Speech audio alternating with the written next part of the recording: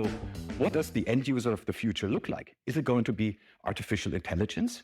Is it going to be some kind of machine? Will I be replaced? That conversation is not new. I found newspaper articles from London from the year 1800 something that were talking about that exact problem. So it's, again, not a new problem, but it becomes bigger and bigger as we go because things are going faster and faster. What does this mean? This means we are living in a VUCA world. Who has heard the term VUCA already before?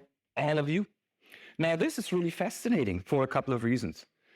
Imagine you're driving down the road and it's getting dark and, you know, the weather's getting really, really, really nasty and bad. And you're driving towards this lighting and it's just incredible. It's awful. It's just, you don't know where to go. Your navigation system doesn't work. You're in a foreign environment. You simply don't know what to do. That's exactly the situation of sales leaders these days. Many times, very often. I talk to many of them. So living in a VUCA world means, of course, volatility. There's high speed and unpredicted and unexpected challenges. Uncertainty. Uncertainty is the killer number one when you talk to your team members, when you talk to your customers. Uncertainty is something that needs to be addressed. Complexity. Oh my goodness, I cannot understand anything anymore. And of course, ambiguity. The world becomes blurry and fuzzy and we don't really know how to make decisions or executive decisions or how to deal with a situation in the family. It's not just only business related, it's something very personal.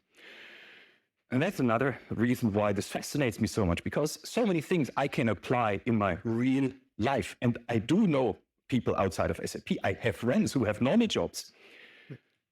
So imagine the world would look like this. Very nice and sunny, there's some clouds, everything's blooming, and there's a nice road ahead, slightly curved, and it's really pleasant. Imagine you can move from the VUCA world to what Bob Johansson of the Institute for the Future, and this institute exists, Institute for the Future, calls VUCA Prime. And the core concept is to move from volatility to vision. Now, as sales managers, of course, got to have a vision statement, mission. Yeah, but be clear to focus on what you really want to achieve. Provide the context that is so important, to really provide the context. To move from uncertainty to understanding. Now, uncertainty, the killer number one. What if people would really understand what you are trying to achieve? What if you would understand what their concerns are? So it's both ways. And it's about unimagined perspectives. So this gaining different perspectives and being open to gain different perspectives and look at what the critics have to say for a moment and understand their arguments helps you sharpen your own perspective. Super important. Actively listening, that is easily said. Yeah.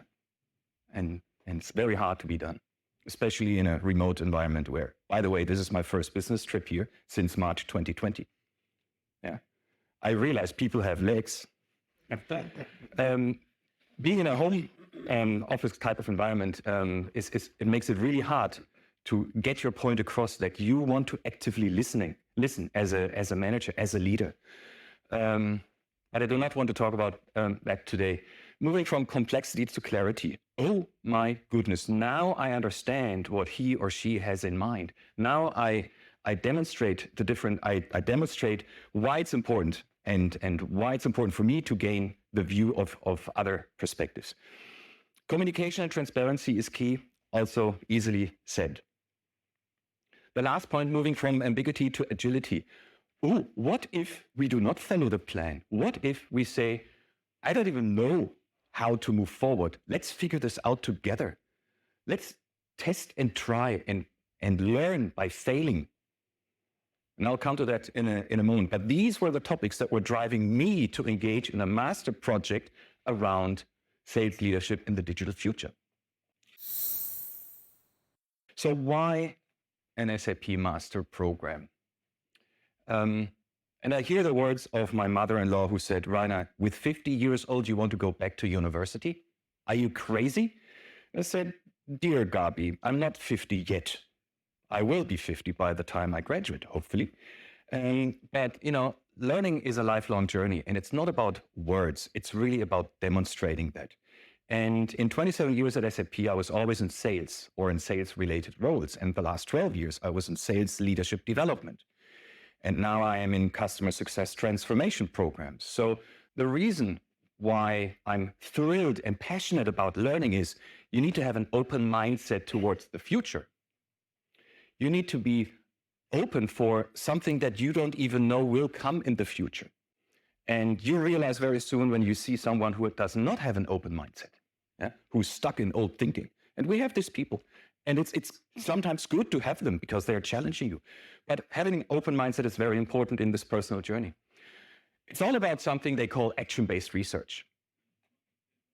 Ooh, I thought I have to read literature and then summarize it and come up with some smart idea. No, it's action-based research. So really, really interesting approach where I, as a practitioner, am asked to bring in my expertise and create something new and maybe create a legacy or an artifact or something that helps the organization move forward. What could that be? I had no idea in the beginning. Of course, the Master of Science degree is something you can take away for life. Yeah, this is something that you achieve for yourself, and you can tell your mother-in-law, hey, so look at this, yeah, and she has the picture on her desk. That's one argument, but more important, it's really to get to a new level of professional mastery, especially in sales.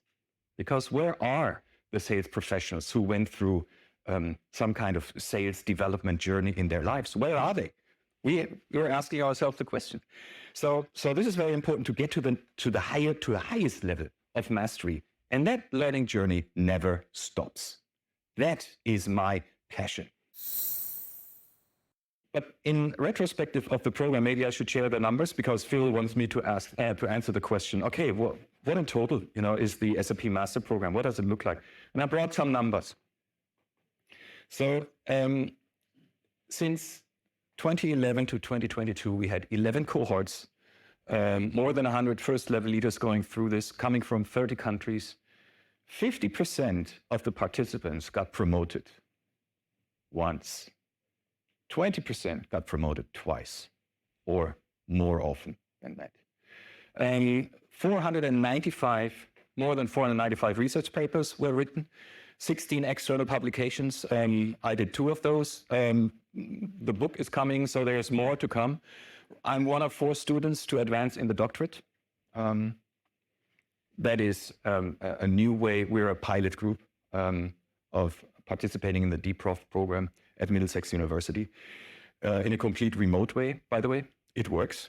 And this year we have 22 new master students coming from different countries, different cultural backgrounds. So these are the numbers behind the program.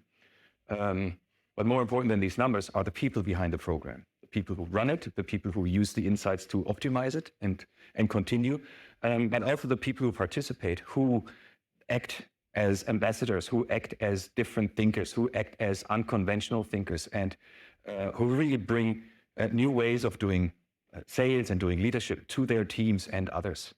And that's one of the big goals of the program, to really start the learning journey for these people, and it will never end. So in the enablement team for sales in EMEA, Europe, Middle East, Africa, and I'm asked to create specific training or curriculum for frontline sales managers. And the reason why we focus on frontline sales managers is because they are the transmission belt. And we know that if we want to change the sales force, we need to change the frontline managers because they are sitting between the strategy of the organizations, the salespeople, and the customers. So we start looking into this. When you look at that from a statistic perspective, from an enablement perspective, what do you see? You see the frontline managers are the ones that are the least trained into an organization. Not that they are the ones who have the least training, because there are a huge amount of training on leadership and coaching and training in all directions, but they are the least inclined to take that training because they're too busy managing forecast, especially at SAP. So we see that we are transforming our top sales guys who are usually promoted into sales management into a forecast machine.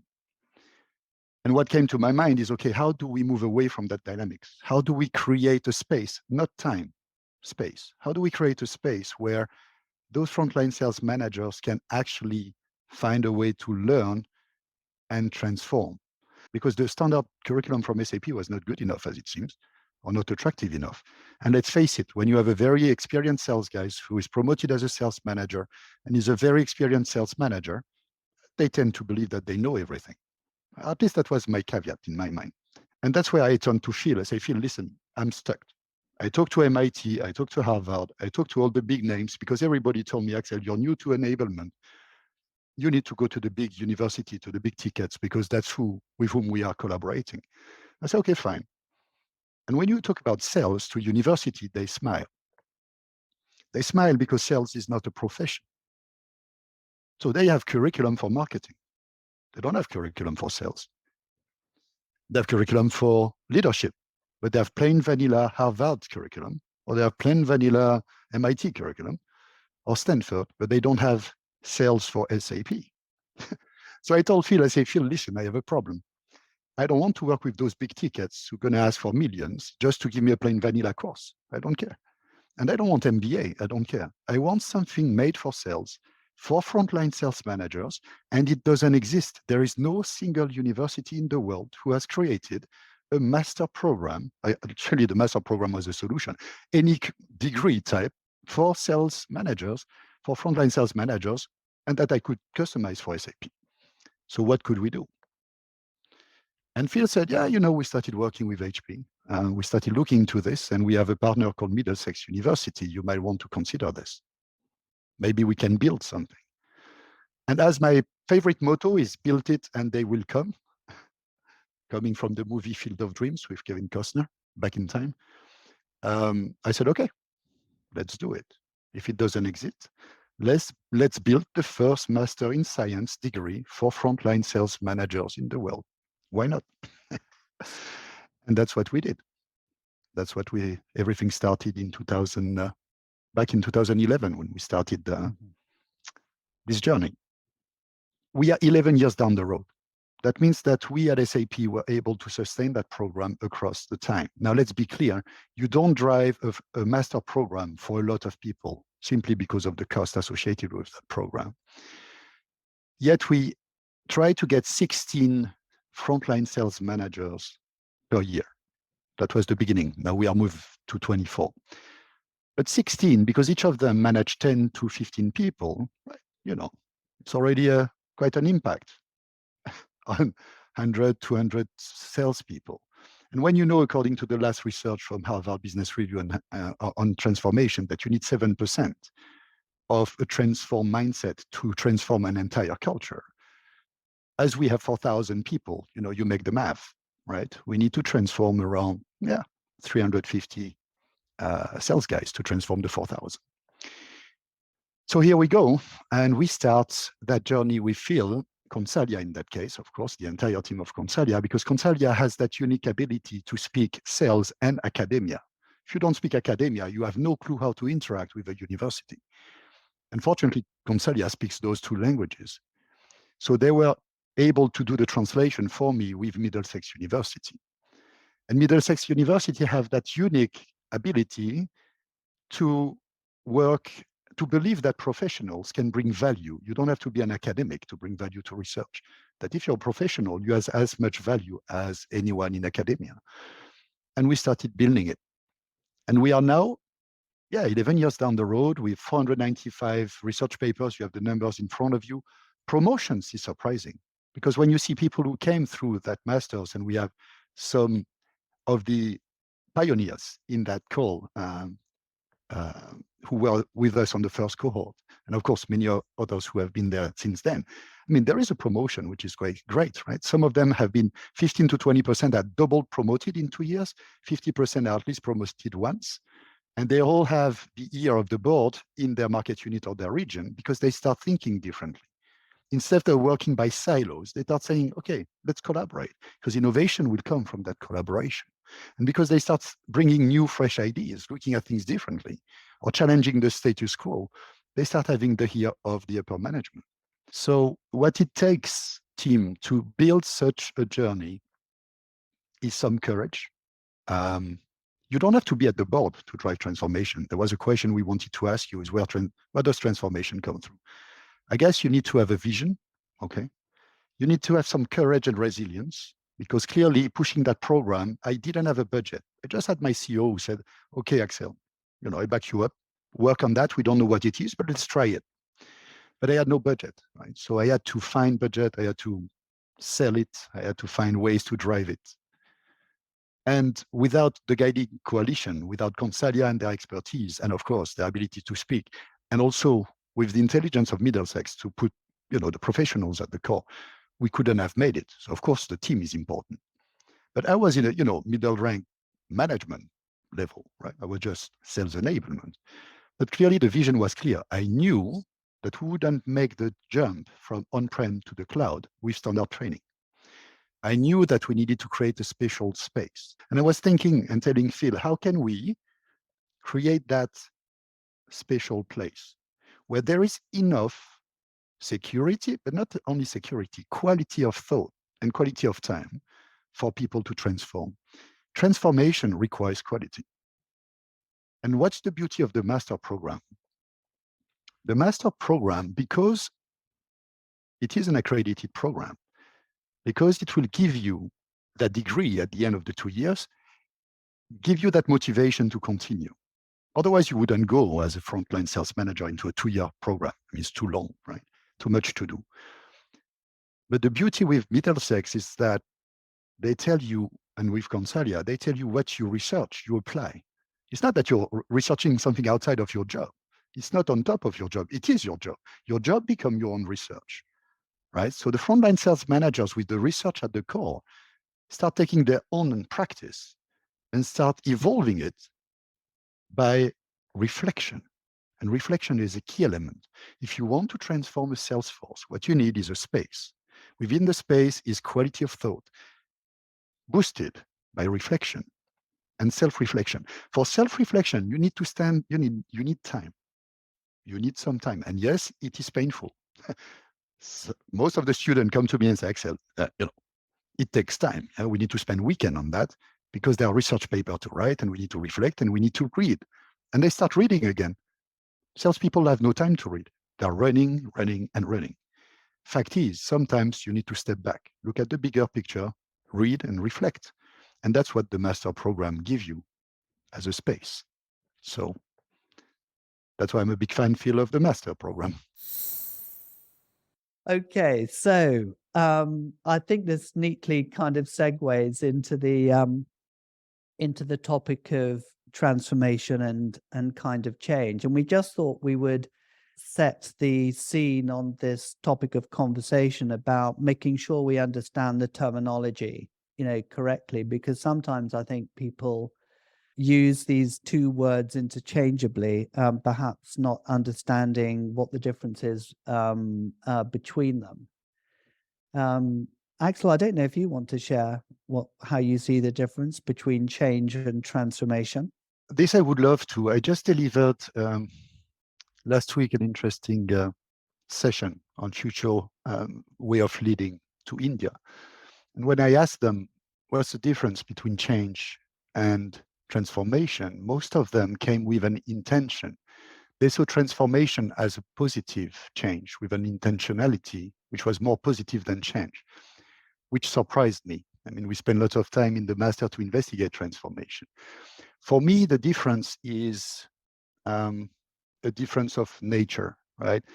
The change can be done and undone, right? You can move on on a diet, and then you can take some weight back, right? So that's a change. Transformation is different. Transformation cannot be undone. That's what we call a second level change. So when you go into a transformation, there is no way back. It's a very deep rooted change, something that usually impacts your belief systems, your mindset. It's not, when you know that the earth is round, then it's round. You cannot come back and say, now it's flat, even though some people might question, but usually that's how it is. So transformation cannot be undone. Now we can talk about level of magnitude, but I don't think that's the most important. Something also that sometimes is surprising, just to throw it on the table, is that transformation is has a start and an end, right? There is a point where that transformation occurs, right? So you can create an environment where that transformation can take place. And that's what I would like to discuss about with the master program. While change is more of a continuous process, kind of innovation, things that are incremental to a normal daily routine. Transformation is different. There is something that happens that starts driving that transformation, that makes that transformation occur. It's this continuous process. So I want to ask you yourself, and I ask this to so many people, what is personal change? And when I ask that question to people, I get a heavy mix of confused faces, blank stares, or just somebody trying to say, well, I'm really not sure. And that's really interesting because we need to understand what is personal change, and especially in sales. Sales people and sales professionals are caught in between the organization itself and also the B2B and B2C customers that they support. So there's constant change that's happening to our salespeople, and not just salespeople, but leadership and operations and everybody within the organization. So first, I'd like to talk about organizational change. And we need to talk a little bit about this so that we can draw out the differences and review this so that we can understand how do we help the individual. Now, organizational change is a methodology and practice of implementing and processing change within business and within organizations. And you've probably seen some of the models I'm going to share with you today that we learned about in the master's program. And it's probably something that you are very commonly known about. You have a cognitive awareness of what is organizational change. So let's talk about that for just a moment before we go into what is personal change. Now, in the Sales Masters program, one of my favorite sections is Module 4. And that's where I really caught on to this. Organizational change is where we learn about in leading sales transformation, you have to understand the concepts behind change and change management. And so we were taught about these different models. And you see here, Kurt Lewin's freeze model, unfreeze, change, and refreeze. You see the McKinsey 7S model, which is down below on the left-hand side. Shared values is at the center, but you have in the outer bands, structure, systems, style, staff, skills, and strategy. Now, then again, these are organizational change models. On the right, you see Kotter's 8 steps model. And in the center, he's focusing on, well, what are we doing? We're leading change. And the outer bands on the outer elements are the elements that he prescribes that leaders and management people should go through in order to execute change within the organization. And so we learned about this in the master's program, and we kept going with our learnings to see what was the viewpoint on all types of organizational change.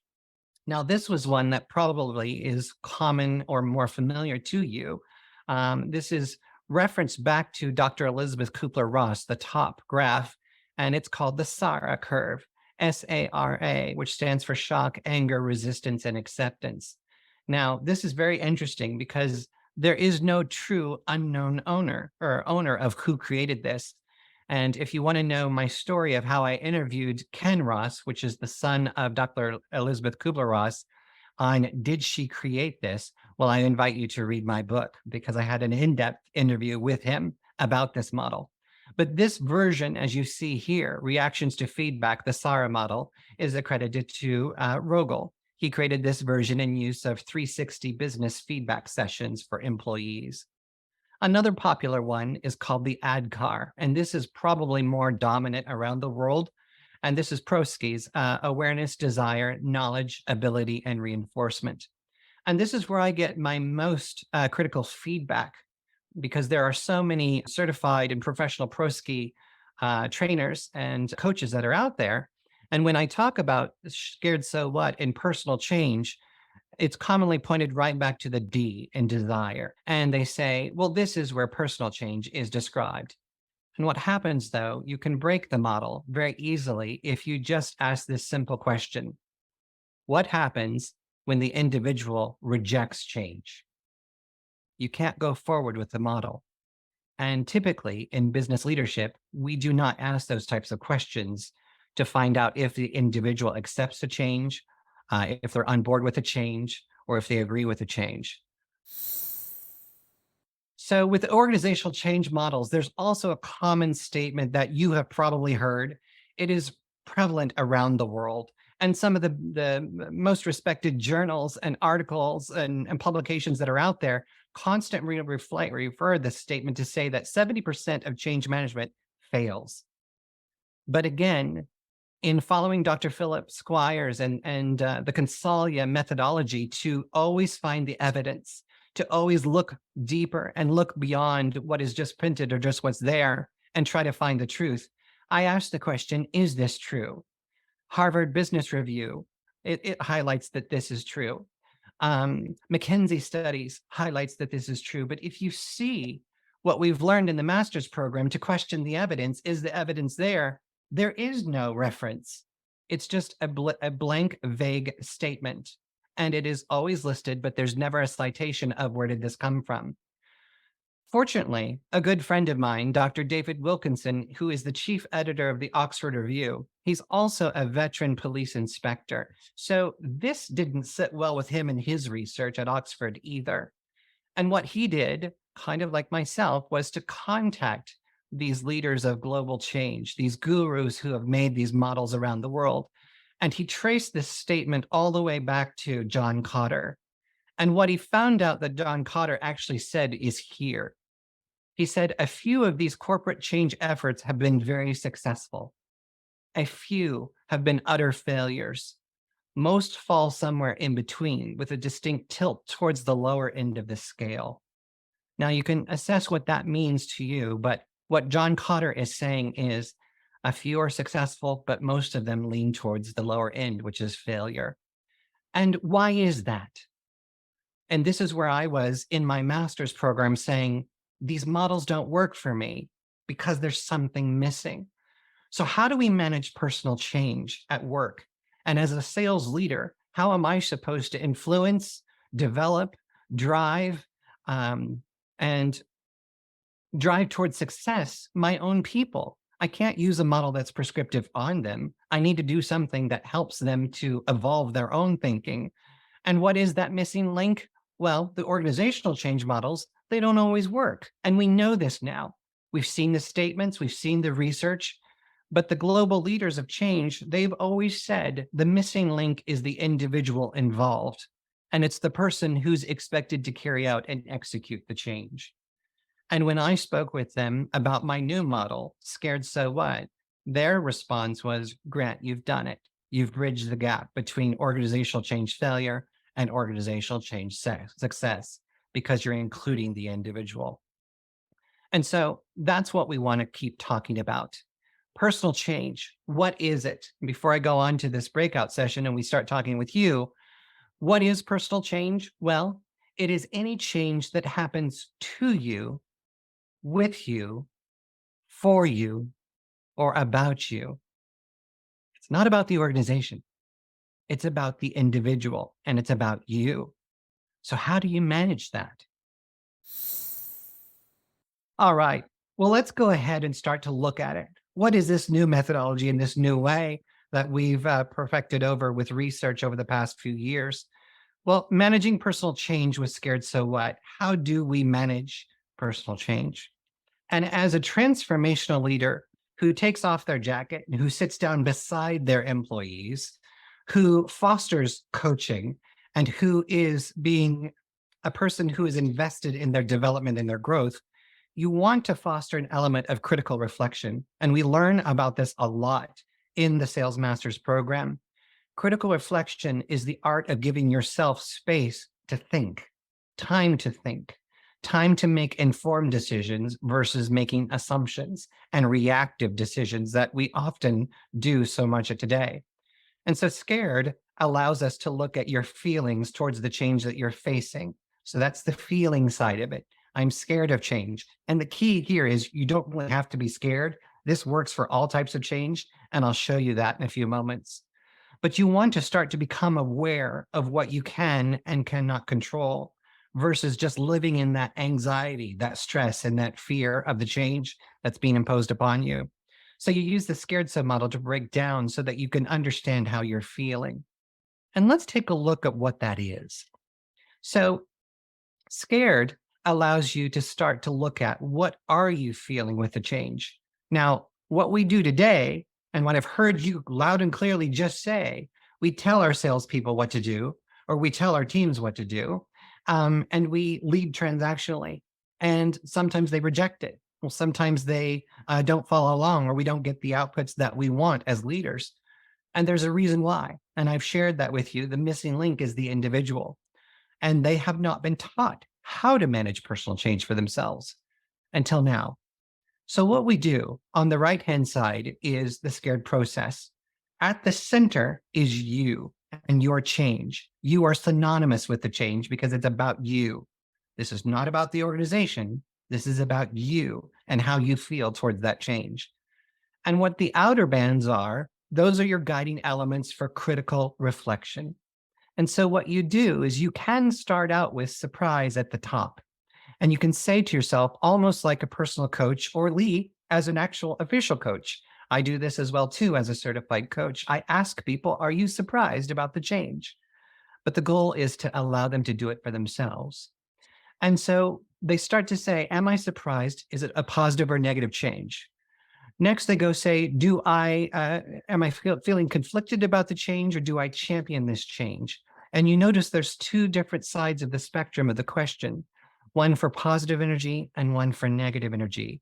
Because what we've learned is that people can reject change just as much as they can accept it. So you have to look at both sides of the spectrum. In the middle is, what actions can I take?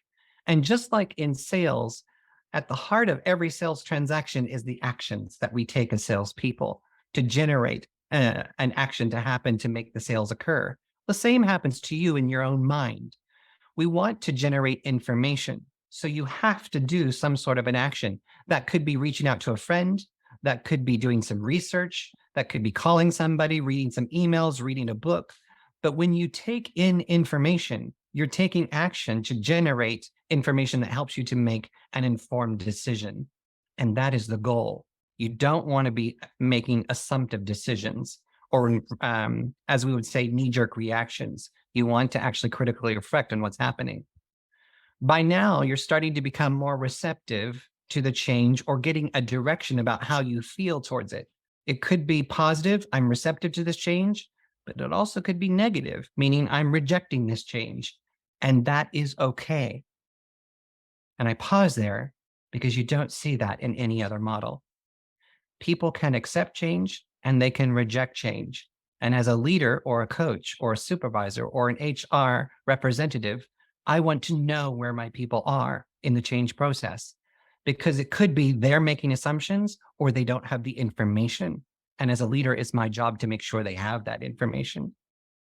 By now, the individual, if they're accepting, they're receptive, or rejecting a change, I still want them to make sure that they can explore all options or opportunities. It's another action point, just for clarity, to make sure, did I look at everything that I needed to make me be able to have the best decision possible? And the last part is to make a decision about the change that's happening, about how do you feel about it. Now, this is interesting because it has 3 action points. You can make a favorable decision, meaning I like this change. Thanks, boss. I love it. I'm going to be on board and I like this. I'm ready to move forward. Great. So what's next? That's where the other models also stop short. They don't tell you how to get to the next part to action the change. But in this one, the person's made a favorable decision. They also can make an unfavorable decision, meaning I reject this change. I don't like it. I've thought about it. It's not for me. But as a supervisor, if you're not asking people how they feel about the change, you may not know. And more often than not, they won't tell you because they feel shy, intimidated, or exposed. And so as leadership, you need to help them through this process. There is a third element here in the decision factor, and I'm asking you a question. How many times have you ever been in a situation at work or wherever and said, I just don't know what to do. I don't know where I'm supposed to go. I don't know how I'm going to do this. I don't know what direction I'm supposed to do.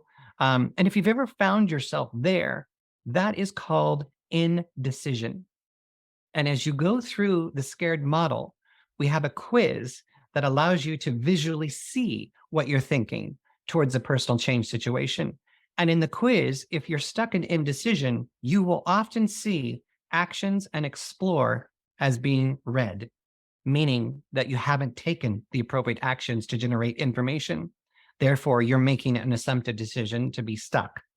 And so this is really interesting. If you can apply this through critical reflection, you can now break down the change process that's happening to you, and you don't have to make assumption.